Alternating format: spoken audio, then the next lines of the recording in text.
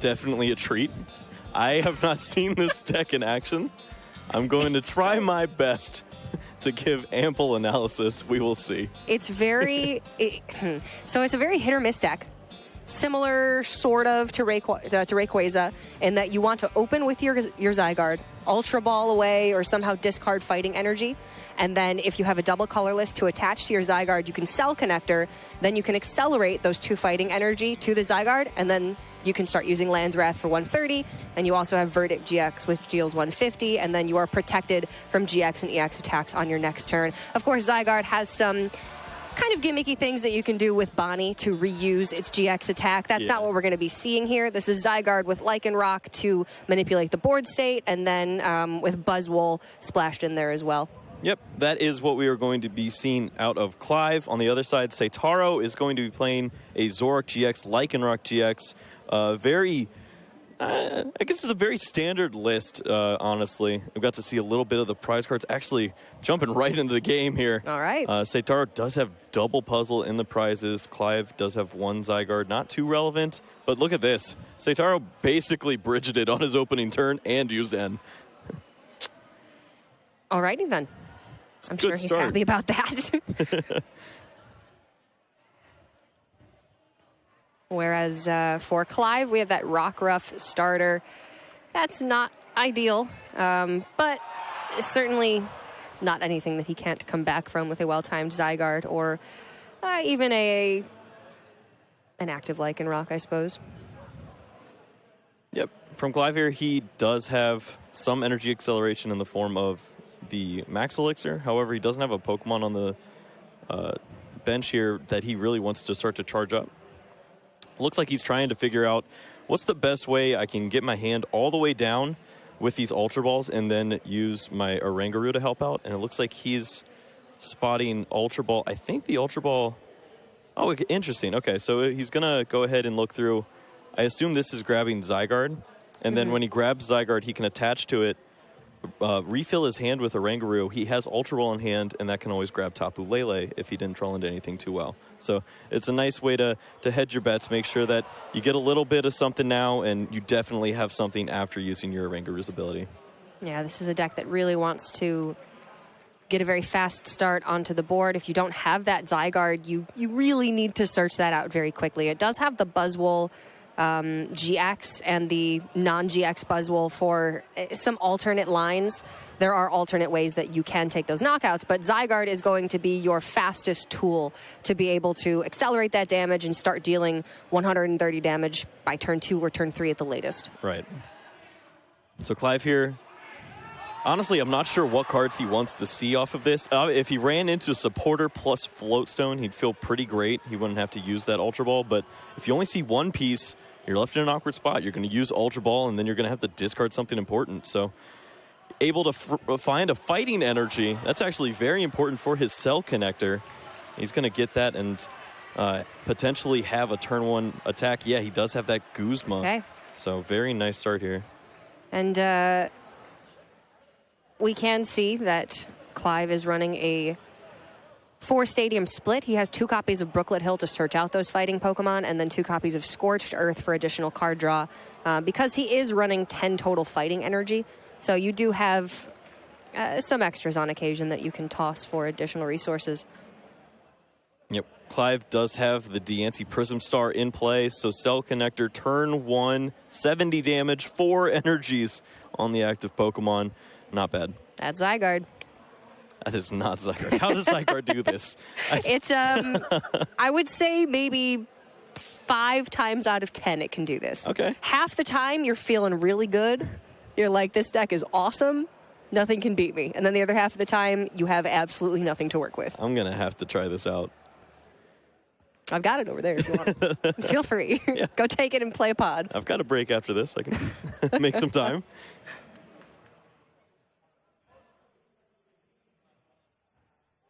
Nah, but in all seriousness, it's an inconsistent deck. It's one of those that can be very explosive if you have good fortune. Mm-hmm. But certainly not nearly as consistent as all of the Zoroark variants and Buzzwole variants that we're seeing. Yeah, I think that's the problem that this deck ran into when it was first being made. People were trying to make room for the Bonnie so you could get that sweet combination that was built into the game for you. However, it ran into consistency issues, and that's where Klive didn't give up on the deck. He actually just went in and found more consistency cards to help him out. He added in Scorched Earth to make sure that energies were hitting the discard pile and he was drawing more cards. He added in a Rangaroo so that when he dropped his whole hand, he could draw in more cards, and now he's finding ways to potentially get this 70, 80, who knows how many percents of the time he's getting this start that he wants. Yeah, I actually quite like this build. Oranguru instead of a Remoraid Octillery line, which is rather common when you're playing Brooklet Hill, of course. And you have the added Buzzwole GX for just that little bit of pressure. You can still just attach a Fighting Energy and Jet Punch. You're playing 2 strong energy in the list as well. So there are a lot of situations where you can get those turn 2 knockouts. Yep. Seitaro, he drew into a really, really good hand. He has multiple Zoroark, so trades are online. He's going to go ahead and use one of those now. I really think he'd be looking for a Pokemon that doesn't get knocked out here. However, I don't know what he can do to survive in a spot like this. He does have Tapu Lele as an attacker. That could get a pretty decent amount of damage onto the Zygarde without immediately being knocked out. So if he finds another double colorless energy, he has that available, but hasn't found it yet from what I've seen. Now, even just with Land's Wrath, because of the fighting weakness on Zoroark, Klive will have knockouts whenever he pretty much wants them. Yep. But there is also that added Verdict GX edge, which does make the Zygarde immune to GX and EX attacks for the next turn. So it'll be interesting to see exactly when he decides to go with that ability, because in this matchup in particular, there are very few non-GX and EX Pokemon for Seitaro, and that could be very powerful later on. You look at this, Seitaro, generally against fighting decks, he's going to use that Mew to start taking knockouts. Zygarde has a grass weakness, so he doesn't actually get to take any advantage from that Mew. He's going to just keep going through his deck. I think he wants to find that Rockruff. If he's able to get that into play, then he can put himself in a situation where Verdict won't be as big of an issue for him. He may be able to use cards like Guzma or the Lycanroc effect to get him a decent attack, or maybe just bring it back up and finish it off if he combines both Guzma and Bloodthirsty Eyes. That's a good point. It does take a turn of Cell Connector to be able to set up another Zygarde to actually use Land's Wrath or Verdict GX. So if Seitaro is able to get a knockout on this first Zygarde, then Klive could have to take an entire turn off to set up, essentially. Right. And that's where Klive would love to start getting some energy acceleration of his own. He's going to play his whole hand out and try to draw into something here. And that is not good. Well, going to have to take another turn to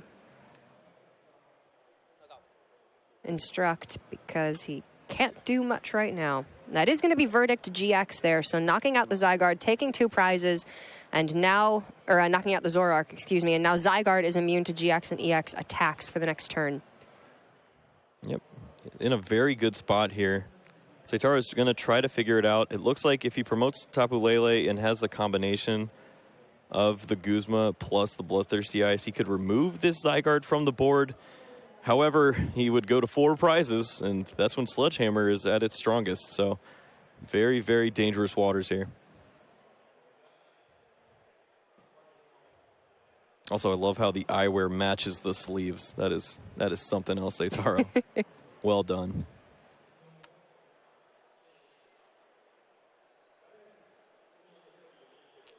Fancy indeed. And those are prescriptions, so we had to plan that out. Oh, yeah, yeah. This is months and months advance.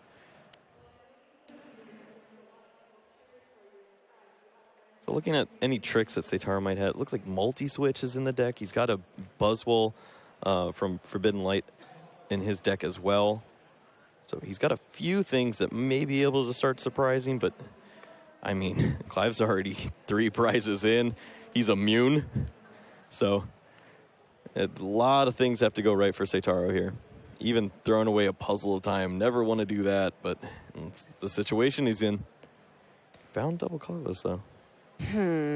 Seitaro needs to... Well, he needs to get the Zygarde out of the active. Bloodthirsty Eyes can do that, but then if he takes a knockout, the Zygarde will just come right back up. All right, so it looks like he does have the combination of cards. So he can Bloodthirsty Eyes first, bring up anything. Who cares? And then use Guzma. Very nice. And he's got the Tapu Lele, who currently is... Actually, it is in range of being knocked out by a Buzzwole Sledgehammer. A little unfortunate. At least he wouldn't have to lose a Zoroark to this, though. That is a little bit of an upside, but of course, Seitaro now down to 4 prizes. Sledgehammer deals an additional 90 damage. And with other damage modifiers, the Choice Band attached, and Klive with the Diancie on the bench, that's going to be within range for a knockout if Klive has a fighting energy. Or strong. Look at that. He found the fighting energy immediately, so very nice for Klive. He can take a little sigh of relief and then use his supporter for the turn. That's quite nice. He is still looking for another attacker to put on the bench. He has the Rockruff set up, so Lycanroc can be played when it is most useful for him. But looking probably for that Zygarde if he can find another double colorless energy. He's got it in hand. Yeah, most of the time with the decks that we see Lycanroc, once you've used your GX attack, you're going to think, oh, Lycanroc's not very good here. But this deck plays for double colorless energy, so you definitely have opportunities where you can just attack with a Claw Slash from Lycanroc and take knockouts. So even one energy on a Rockruff is still very dangerous if Klive is able to set that up. However, he does also have Zygarde if he chooses to go that route. It looks like the Rockruff is going to be the play, though. Yeah, he's spreading around his resources a little bit there. He's got the Choice Band on the Rockruff and the Choice Band, I believe, on that benched Zygarde. So just prepping for any and every scenario that he could possibly need to respond to. We've had 4 turns for Klive, and he has had 5 prize cards taken. Yep. It doesn't add up very well. Nope. But, I mean, when you have 4 energy stacked on a Pokemon that's taking 1-hit knockouts every turn by turn 2, you're going to be winning some fast games. Yeah, and he definitely looks like he is in a great spot for that. Seitaro does not have any good attackers to work with, no energies in play. He does have a Buzzwole that can do some damage, but do you really want to be bringing up a Buzzwole in this scenario? I don't think you're going to do too much with it. How does he possibly ensure that he doesn't have a single Pokemon knocked out? No, he knows that it's not going to be possible. So Klive going to take game number 1 very, very quickly. Like you were saying there, Kyle, it just took 4 turns and he'd taken 5 prizes. So he wants to do exactly that again. And Seitaro, he didn't get off to a bad start himself. He had a couple of Zoroark there on the bench. It's just that, how do you respond to a start like that from Zygarde? Yeah, it's very difficult. And I think that for Seitaro, he needs to use his Tapu Lele as his main attacker in the opening against that Zygarde. If he doesn't get immediately knocked out, if 170 is actually a difficult number for Klive to hit, which it can be occasionally. It's hard to get those strong energies into play. You only play 2, and sometimes you just don't find the damage amplifiers. If you can get multiple uses out of that Tapu Lele, you can remove Zygarde from the field, and then you can start to use maybe your Buzzwole Sledgehammer and get some relevant damage down. But he just lost so many prizes so early that it never became a factor. His best chance here is probably going to be, like you said, using that Lele, get that first Zygarde out of the way, and then force Klive to take an additional turn to Cell Connector with a backup Zygarde, or he does always have that Buzzwole, but he only has a single copy of it, so there is a chance that he does not have that as a backup attacker. But a lot of the time, it does sort of feel like the worst enemy of the Zygarde deck is the Zygarde deck itself. Yes. You know, if you don't get what you need early on, you're just going to shoot yourself in the foot. You can't possibly set up. So here, Seitaro is going to just be hoping that he does not have a repeat of what happened last game. Yep, and Klive, he got very fortunate in the way that he drew, and we'll see if he's able to continue that. That just may be the consistency factor of this deck. He did all of that with a Guzma as his supporter for the turn on turn 1.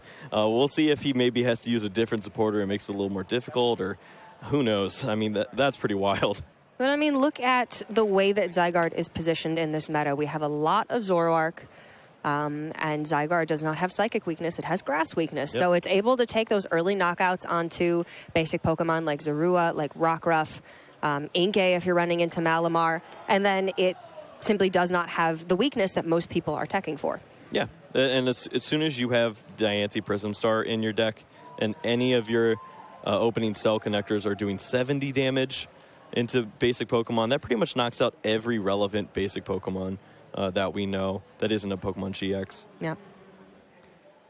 Well, a Zygarde start for Klive, but Seitaro going to have Bridget on turn 1, and he had the ideal basics on the bench last game, even without a Bridget.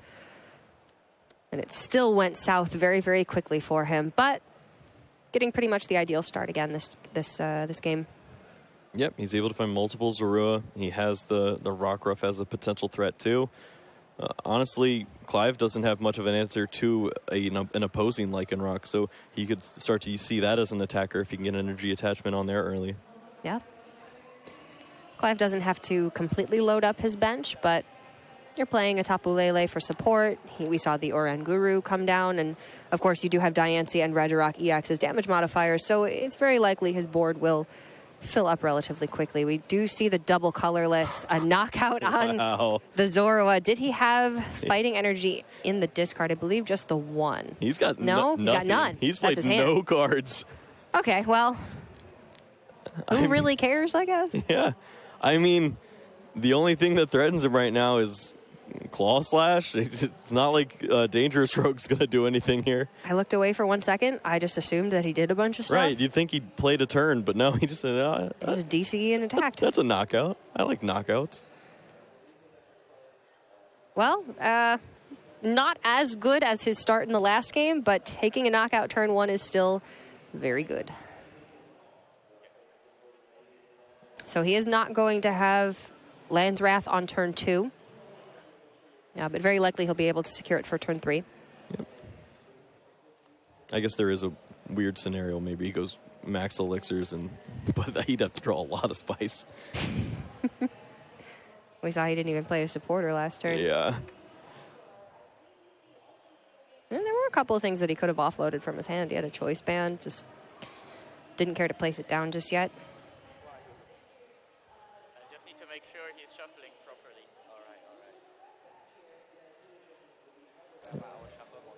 You can hear our judge, David, just making sure that Seitaro is shuffling properly. Yep. Have been some insufficient shuffling warnings in the past today. So just wanting to ensure that everything is fair. Yep. All right, so we do see the Lycanroc. It comes down. No real reason to use Bloodthirsty Eyes. I think you want to get the damage onto the relevant attacker as soon as possible.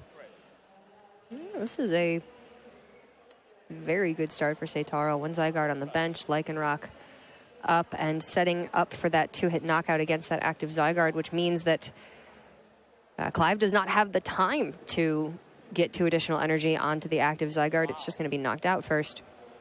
Slowly but surely, Klive will continue to take knockouts. He does have a Buzzwole along with that Guzma, so he's going to target down the Zorua, but he's not really accomplishing too much here. Choking out the resources a little bit, but not advancing his own board state nearly enough. And Seitaro can afford to go down early on a couple prizes. As long as this third Zorua doesn't get knocked out, I think he should still be okay. Yep.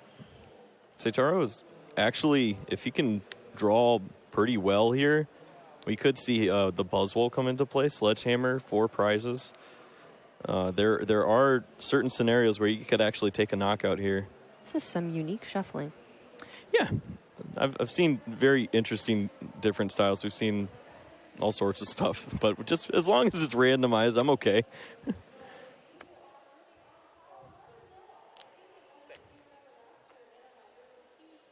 So we see Ultra Ball's strong energy, so some cards that can help out. That means Sledgehammer could reach 140, but yeah, it's not going to be enough, so Star's going to keep on going. Trades that puzzle.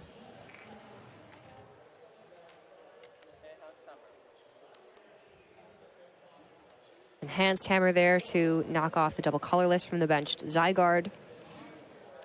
And going to start setting up for that Lycanroc. Second Lycanroc of his. Yeah, it seems to be a nice attacker for him. He knows that they can take a few hits, and it's not as vulnerable as the Zoroark. And Klive really just hasn't been able to do much. I think if you just claw slash your way, you'll eventually get there. Yeah, Seitaro's the one dealing more damage. So I think this is the other 50% we were talking about, right? Yep, yeah, it is. Okay. Oh, yeah. Just making sure. Except, it's unfortunate because with this 50%, you still start off with a double colorless, and you're like, oh, I got a knockout. Yeah, I can draw my way out of this. And then you just don't. You just, one more card, and I'd be okay. Just one Sycamore, and I'm there. Maybe it's like 40%, 40%, and then this is like the false hope 20. Yeah, this is yikes. Yeah, this one's sad because you still play it out. It never ends well.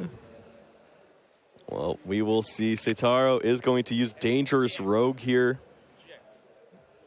Gets to take the knockout. Oh. So I guess that energy is a strong energy there. Yeah. Else Claw Slash would have been a lot better. Hard to see, but yeah, I would assume. At the bottom. It's a lot more text than a double colorless. Okay, so this is just going to be a cell connector. Yep. 450. And only equipping the one basic fighting from the discard, because that's all that was there.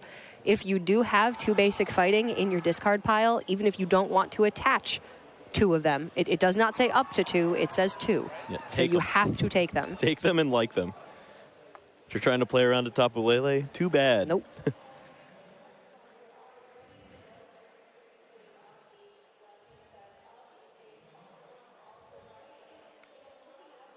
So Seitaro is going to bring in his Zoroark with the stand-in ability, and he is going to get some damage. I don't think it's very much. Mind Jack doesn't do much when your opponent has 1 Pokemon on their bench. No, very, very strong against other Zoroark decks, I would say, because they're looking to bench as many Pokemon as possible. Yep, maybe Rayquaza. Yep. But not here. Does Klive have a way back into this? They are even on prizes, both sitting at 4.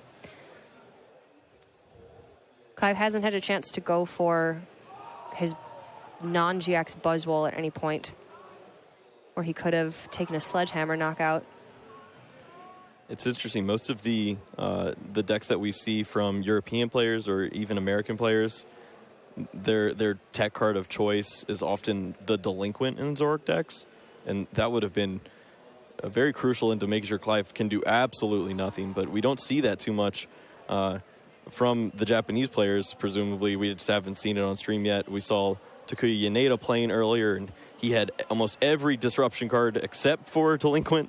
Yeah. And when your opponent has no hand or just very little of a hand, it'd be pretty nice. But wow, look at this Ultra Ball top deck. Finally, Klive might be able to start moving. A single Tapu Lele GX in the deck.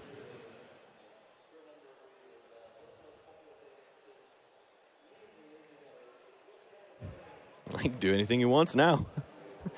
He's finally going to get to see his Tapu Lele, grab a supporter and get going, but is it too late? I think it's there.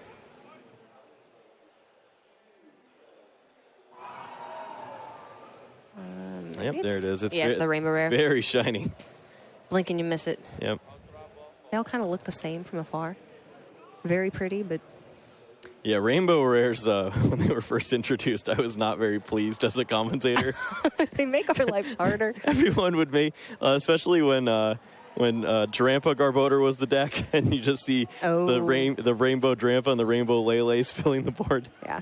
I had no idea what was what. Do you have a rarity preference when playing? Because I'm sort of the camp, I like one of each if I can to, like, catch my eye when I'm shuffling through to see. Yeah, that's a lot of players like Ross. I know they like to do that. He even does that with his energies. He'll do one of every different energy. It's wild.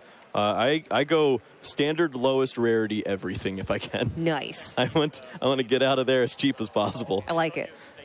Your opponents are going to be like, this guy. Non-full arts? This must be the wrong stable house. He has no idea what he's doing. And then you just like, yep, get him. A surprise attack. If Jason Klaczynski can win 3 world championships with lowest rarity, then I'm going to do He's it on too. to something. I'm going to try. All right, Rockruff and Lycanroc found.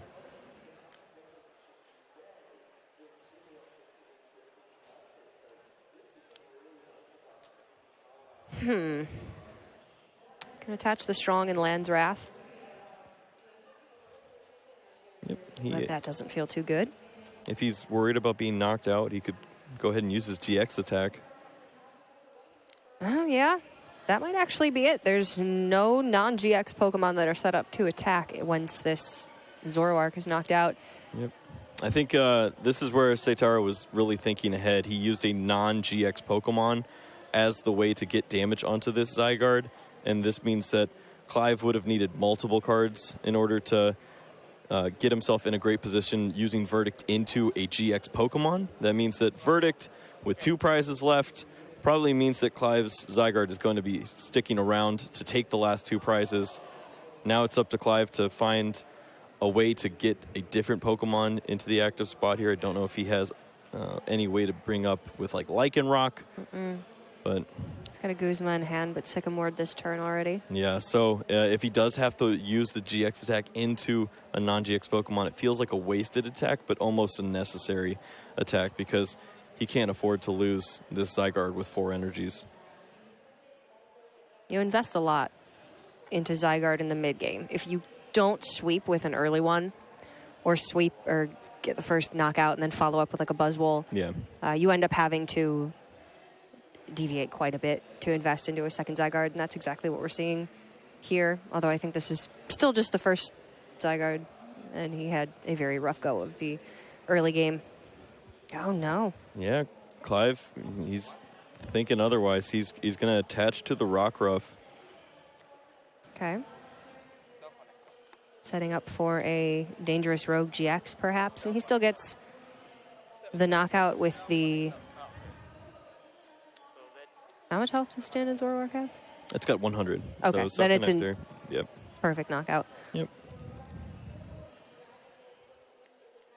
So Klive probably recognized, well, even if I use my Verdict GX, I'm not doing any relevant knockouts here. Seitaro could just as easily bring up my other damaged Zygarde, and then I'm in the same boat. Eventually, I'll just get knocked out, and 4 prizes down, I lose the game. So might as well get an energy onto the Rockruff. The Lycanroc would be able to survive a big attack. He'd still keep his GX attack, so Dangerous Rogue could do some relevant damage. And maybe Seitaro just misses on a Guzma, but wow, the Enhanced Hammer, that just makes everything go away. Klive is back at step 1. Massive. And the knockout on the Zygarde. Seitaro goes down to 2 prizes. We need to see Max Elixir out of Klive before the evolution. He has to focus on this Dangerous Rogue from a Lycanroc, but he doesn't have any of the pieces from what I've seen. That is one of the aspects of the Zygarde deck that we just really have not seen Klive be able to utilize to boost up your benched Zygarde to be able to come in and attack immediately after the first one's knocked out. You need those Max Elixirs. Right, and he plays 3, and he expects to see them, and he's been trying to go through his deck, but he's only had 1 relevant supporter for that, so unfortunately just hasn't really progressed for him, and looks like Cynthia might be the best option for him. Actually, evolving here just takes that option completely out of it. Could start to focus on the Buzzwole, perhaps, if he finds the strong energy. Maybe he can get some relevant damage onto the Zoroark GX. Try to keep that trapped in the active. Hope that Seitaro doesn't have a way to move around the board. He still does need a GX knockout, and with Dangerous Rogue GX having been used, he... no, he's got that bench Lycanroc with the double colorless and the fighting attached, so he does have Claw Slash. I think that hurt. Yeah. Klive, he just found 1 card off of his Oranguru, and he has no energy attachment this turn. He's trying to stall. Force Seitaro to take the knockout on the Oranguru. Then he still needs to take 1 more to win the game. Yep. Is 1 more turn, even if it's a perfect turn, though, enough for Klive if Seitaro takes this knockout? Well, Seitaro does have 1 trade here, so he has some outs. Tapu Lele, any Guzma. Nope, not yet. Those cards are actually pretty irrelevant.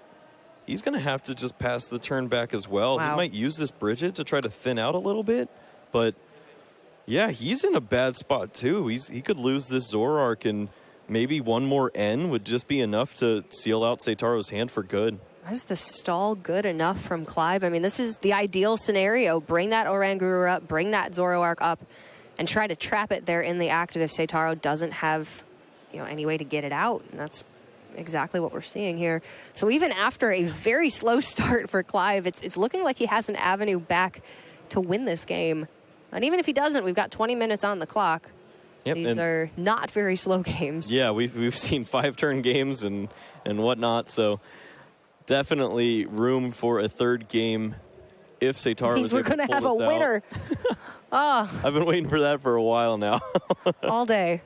Just been ties. Thankfully, on the main stage, Takuya Yaneda was able to give me one, so. That was a good one. Counting my lucky stars. Seems like whenever you and I are casting together, it's pretty much guaranteed to be a tie. Yep. All right, so we see the Max Elixir, but I don't see a way to thin this hand out in order to find a float stone, so Klive is stuck once again. That is the downfall of playing Oranguru and Scorched Earth instead of 4 Brooklet Hill and then a Remoraid Octillery line. Right.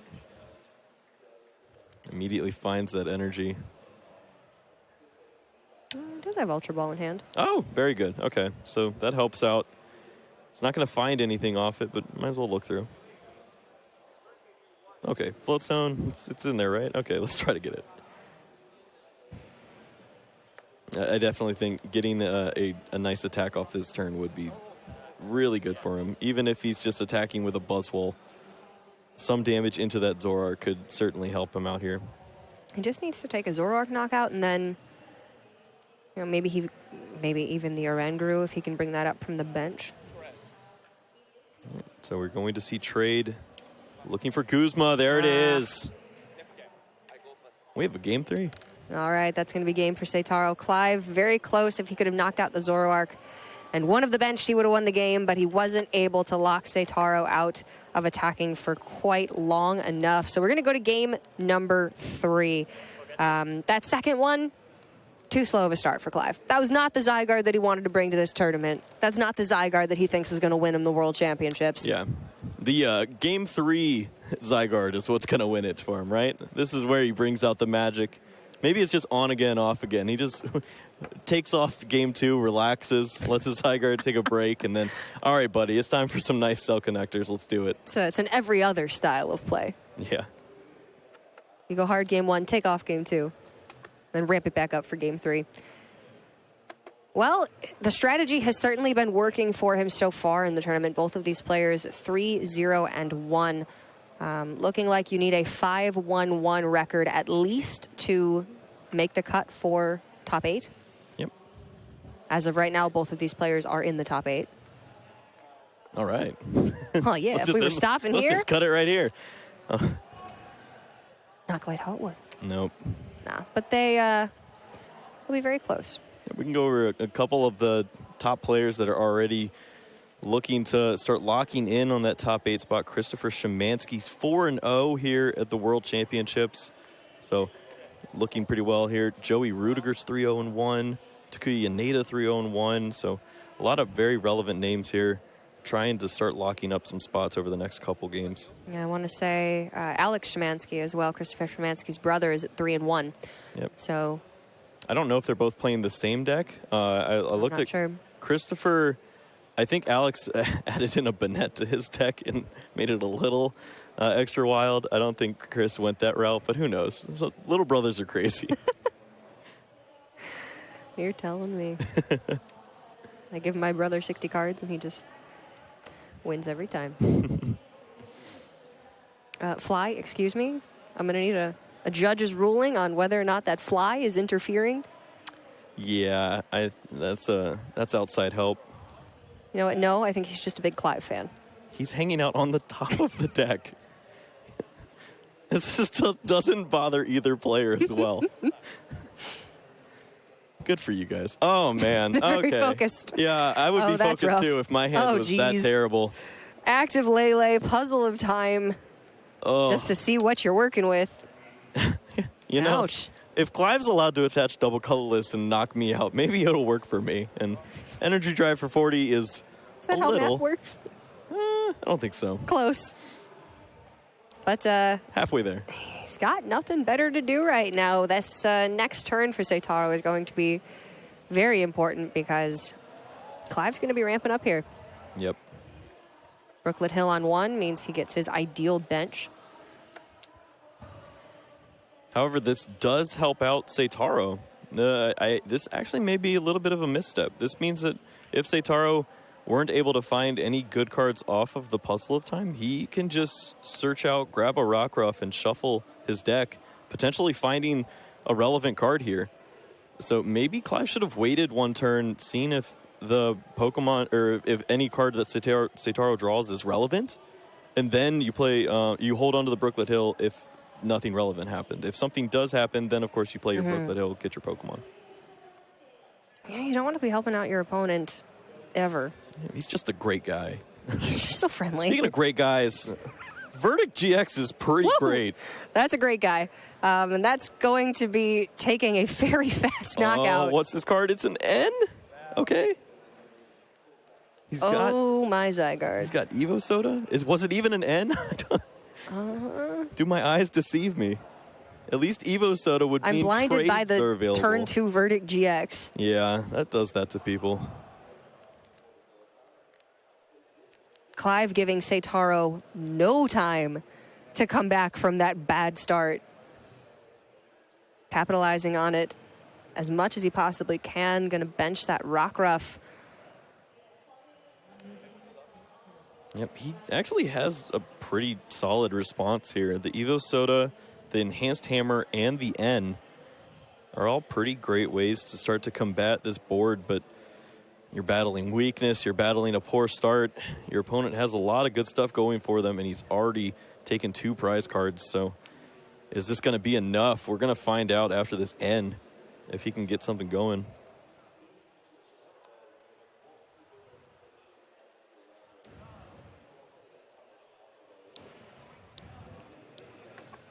So Zygarde can't deal any damage to, or Zoroark cannot deal any damage to Zygarde this turn, even if Seitaro has the double colorless.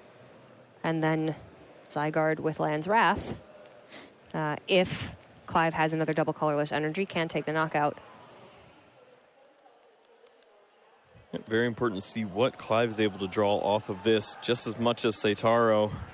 Seitaro feels the pressure, but Clive has to continue to keep his foot on the pedal. Okay, we're gonna trade in that Ultra Ball, draw 2. Finds double colorless energy, so he's got a little bit of damage working for him. I think this is a turn where you just have to risk it, and you just play down everything you have, and you attack for 80. He cannot. Verdict GX. Oh, right. Yep. That'd be terrible. No, he can't deal damage this turn. Yep.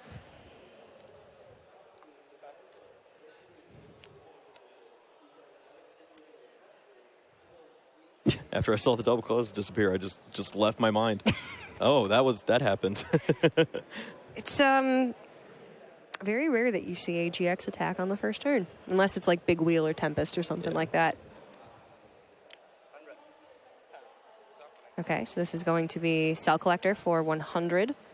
No basic fighting energy in the discard pile. Yeah, he did not draw well off of that end of 4. Found Buzzwole, Guzma Float. No supporters.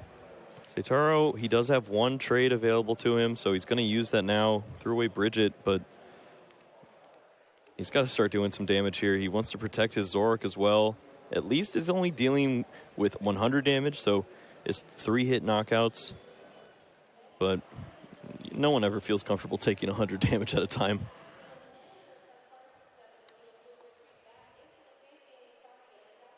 Well, if you've got 210 health, you're feeling a little bit better about it. Right. All right, so a trio of Zorua onto the bench. The The mid-game bridge, it's a classic. I'm a huge fan of the turn 4 bridge. Yeah.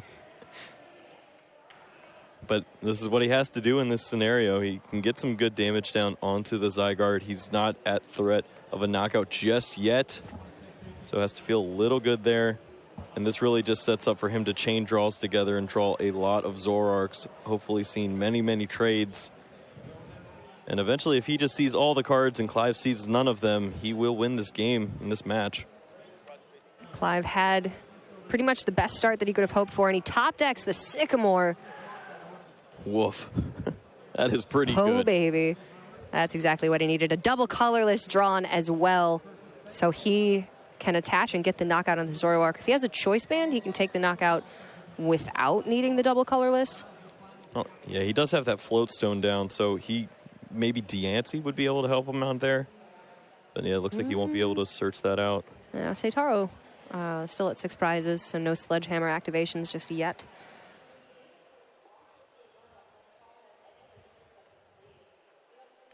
Okay, there's attach and a choice band, so that is going to be the knockout with Sledgehammer.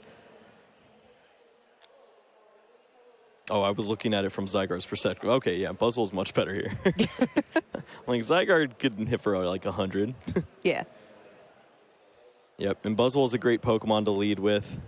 This is difficult for Seitaro to deal with. I don't know if he has any amplifiers like Reverse Valley or Devoured Field to help out hitting that magical 130. So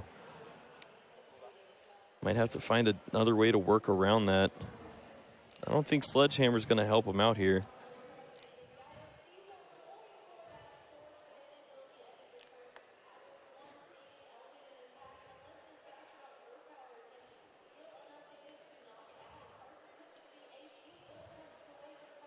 Does have Mew available to knock this out. However, he would just lose the game if Klive were to find a double colorless energy.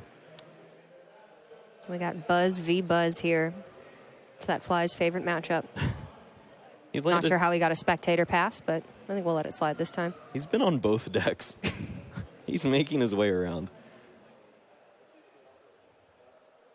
I'm going to wash my hands after this game. He has no allegiance. Yeah. Can't trust that Fly. There's no loyalty there. That's right. Whoever's winning, he just goes over. Says hi. He's such a bandwagoner. I hate those kind of Flies. All right, so we will see trade.